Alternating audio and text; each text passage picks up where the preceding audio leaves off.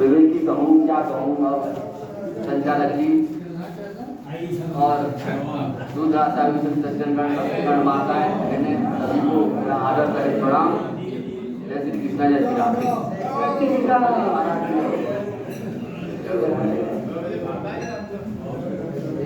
गुरुवक्ता बहुत ही अच्छा समझा के गए और संचालक जी ने भी ये कहा, वो चौपाई से ही शुरुआत करते हैं कि मम दर्शन अल परम अनुपा जीव पाव निज सहज स्वरूपा। ये मम क्या है? भगवान जो है सबरी को उपदेश देते हैं कि मम दर्शन अल परम अनुपा।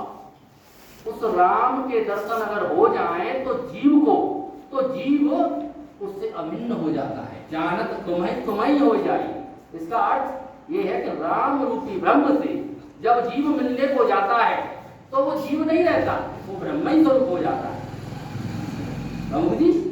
मम दर्शन फल परम अनुपा जीव पावन।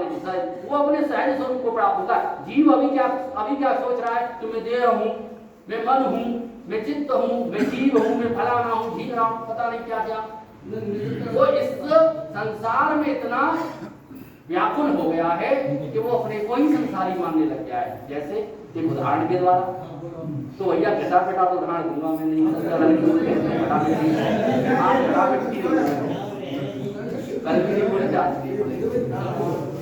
चिड़िया का उदाहरण लेते हैं, ठीक है।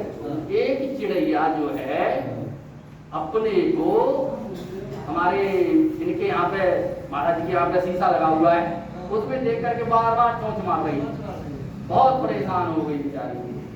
किसी संत ने देखा ये चिड़िया बहुत परेशान है, हरीसा संत पहुंच गए, उन्होंने कहा कि ये चिड़िया बहुत परेशान है।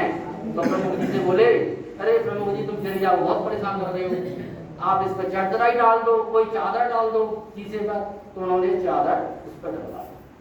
अब चिड़िया देखे बार बार कि आप दिख नहीं रहा, वो फिर हटाए उस चंद्रे को, फिर भी उसको मतलब समझ में आवे तो वो मतलब अपनी तरफ निगाह नहीं है चिड़िया की, उस चिड़िया की तरफ निगाह है जो उस दर्पण में दिख रही है। और अब उसको नहीं दिख रही है। जब वो सो गई, जब जीव सो गया सुसुप्ति में, तब भी वो ये कह रहा है कि मैं कुछ नहीं जानता।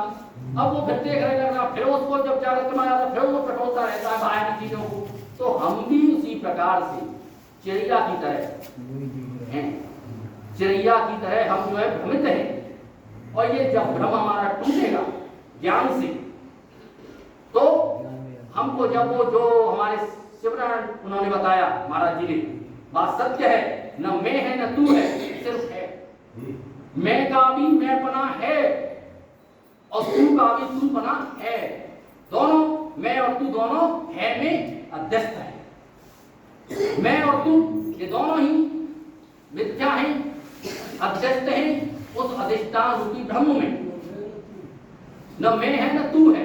और अगर ऐसे कहोगे कि तू कह करके तू भया, मैं मुझ में रही न हूं, और मैं करके मैं भया, मैं रही न हूं, तो ऐसे अगर कहोगे तो बात सही है। इस तरीके से अगर चलना है आपको, भक्ति ही भाव से चलना है, तो अपने मैं को मिटाओ भाई।